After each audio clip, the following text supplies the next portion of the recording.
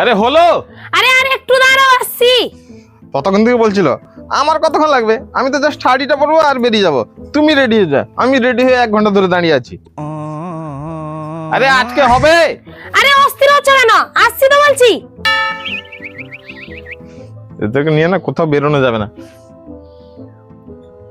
আরে কটা বাজে টাইমটা দেখেছো একবার? আরে হ্যাঁ দেখেছি, আরে একটু দাঁড়াও, আসছি আমি এক্ষুনি।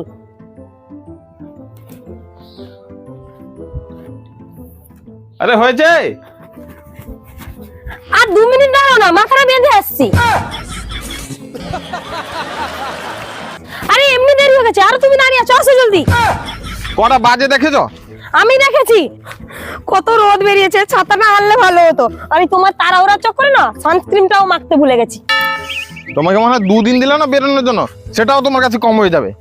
সবাই সেখানে কত সুন্দর সেজে আসবে বলো তো, আর আমি লিপস্টিকটাও বড় টাইম পেলাম না। তো সেখানে কারো কাছ থেকে নিয়ে পরে নেবে, হ্যাঁ লোকের থেকে আমি চাইবো না।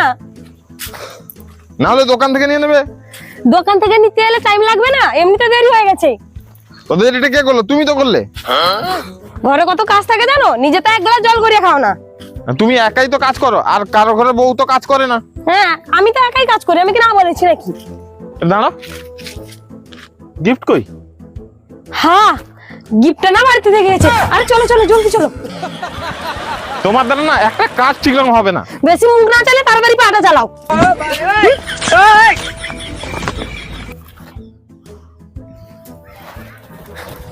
আরে গিফটটা এনে কোথায় রেখেছো? খুঁজে পাচ্ছি না।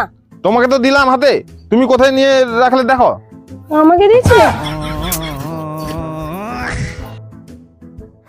আরে চলো চলো গিফট। আরে তুমি জামা চেঞ্জ করেছো কেন? কটা বাজে দেখো? হ্যাঁ 3:30 বেজে গেছে তো। তো এখন কি এত কথা তুলতে যাবো নাকি তোমাদের বাপের বাড়ি? তোমার এই তাড়াহুড়ার চক্করে না আজকে দেরি হয়ে গেল। আসলে কি বলতো, আমার বাপের বাড়ি যাবার ইচ্ছে ছিল না তোমার। তুমি যদি তাড়াহুড়া না করতে এতক্ষণ আমি বেরিয়ে যেতাম। তোমার আমার বাপের বাড়ির লোক কি ভাববে?